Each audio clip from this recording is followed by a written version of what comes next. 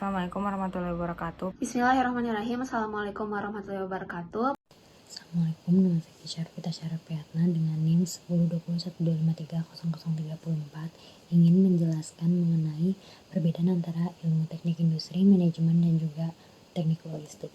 Jadi perbedaannya itu dalam ilmu teknik industri dia itu berfokus kepada mengoptimalkan sistem, proses, dan organisasi yang kompleks yang bertujuan untuk meningkatkan efisiensi dan produktivitas hingga memiliki cakupan yang sangat luas. Ilmu manajemen itu berfokus kepada bagaimana cara kita memimpin dan mengerahkan serta mengelola sumber daya.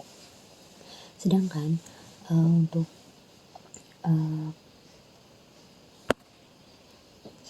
ilmu teknik logistik itu berfokus untuk merancang dan mengelola aliran barang, informasi, dan modal secara efisien dari awal hingga akhir.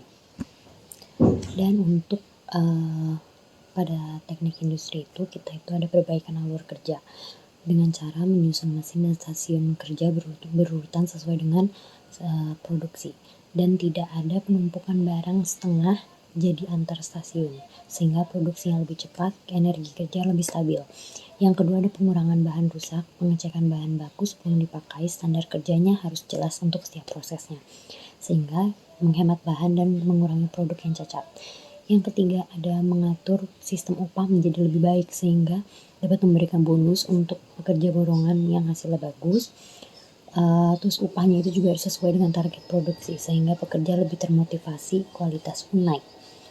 Lalu ada kelola sisa produksi dengan mengumpulkan jual besi sisa potongan, pisahkan limbah untuk daur ulang sehingga mendapat uang tambahan dan lingkungan pun juga bersih.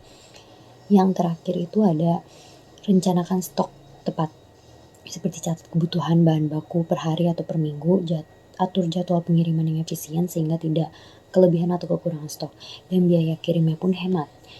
Perbaikan alur kerja itu juga jadi kesimpulannya itu buat sistem lebih rapi dari bahan masuk sampai produk keluar.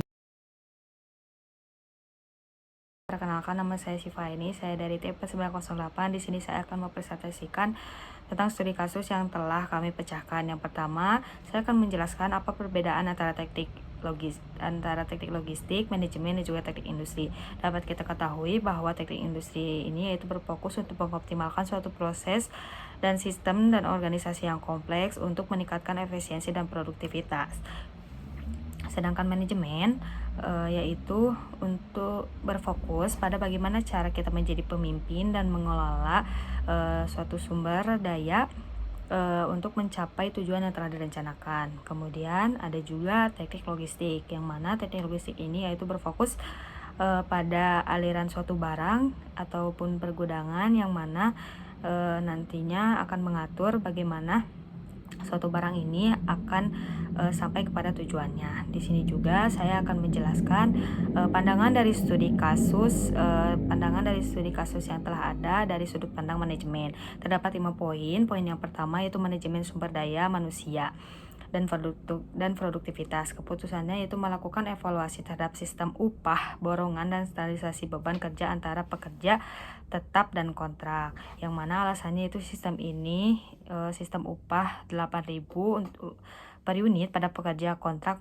memberikan insentif untuk bekerja cepat, namun beresiko menurunkan kualitas jika tidak diawasi dengan ketat.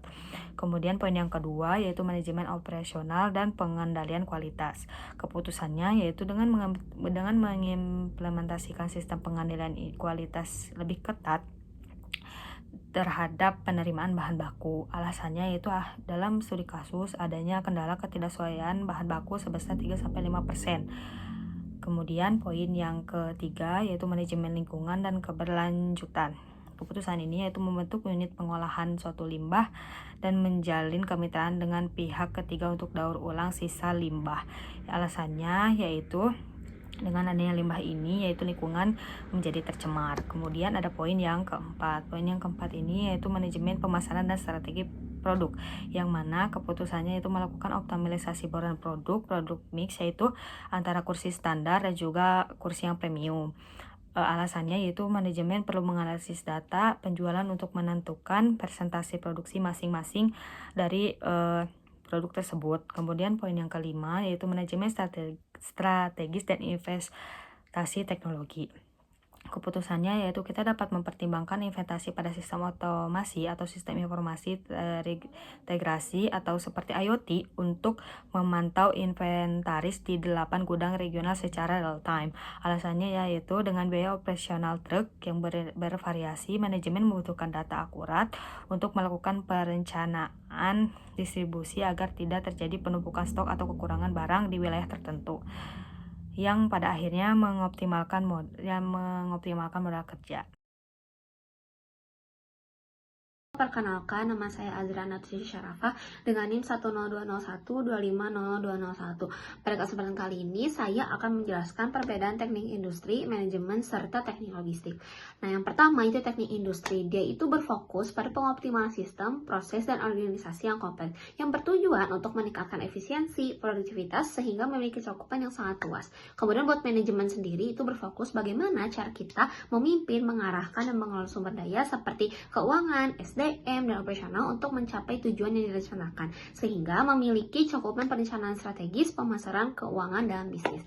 Kemudian untuk teknik logistik, itu dia berfokus pada perancangan dan pengelolaan aliran barang, informasi, dan modal secara efisien dari awal hingga akhir, sehingga mencakup dalam transformasi pergudangan, distribusi, manajemen inventaris, dan optimasi rantai pasok secara teknik. Kemudian kita diberikan studi kasus di mana kita harus menentukan keputusan untuk meningkatkan performansi sistem. Saya kebagian di bidang teknik logistik. Yang pertama itu ada pengolahan limbah dan reverse logistik, yang keputusannya adalah mengimplementasikan sistem waste management dan menjajaki circular economy atau daur ulang. Karena saat ini limbah besi, busa, dan kain hanya menumpuk dan memakan biaya penyimpanan atau holding cost serta ruang gudang, yang kemudian menjual sisa potongan besi ke pengepul industri dapat menjadi revenue stream tambahan. Mengolah kembali busa atau kain atau bekerja sama dengan pihak ketiga untuk daur ulang akan mengurangi resiko denda lingkungan dan membebaskan ruang gudang untuk bahan baku produktif. Yang kedua, itu ada optimasi manajemen persediaan atau inventory management, di mana keputusannya adalah menerapkan kontrol kualitas yang lebih ketat pada inbound logistik dan sistem safety stock yang dinamis.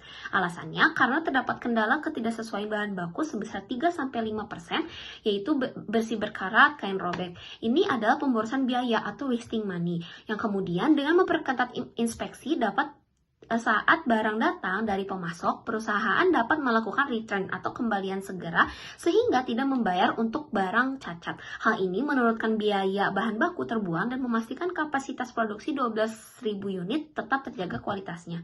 Kemudian yang ketiga ada perencanaan produksi dan penjadwalan tenaga kerja. Keputusannya adalah menyeimbangkan lini produksi atau line balancing antara pekerja tetap dan pekerja kontrak. Karena pekerja kontrak dibayar 8.000 per unit, jika aliran dari tahap inti atau yaitu pemotongan atau pengelasan terhambat, pekerja kontrak tidak memiliki output untuk dirakit. Namun perusahaan tetap menanggung fixed cost pekerja tetap, sehingga sinkronisasi kecepatan antara tahap perakitan rangka atau pekerja tetap dengan pemasangan roda itu pekerja kontrak akan meminimalkan work in process atau WIP yang menumpuk di lantai produksi dan mengoptimalkan pengeluaran upah variabel. Yang keempat ada strategi distribusi dan transportasi, yaitu melakukan evaluasi rute atau vehicle routing problem dan mempertimbangkan sistem cross-docking atau pengiriman konsolidasi. Alasannya karena perusahaan mengirim ke 8 gudang regional dari Medan hingga Denpasar dengan biaya operasional truk yang bervariasi.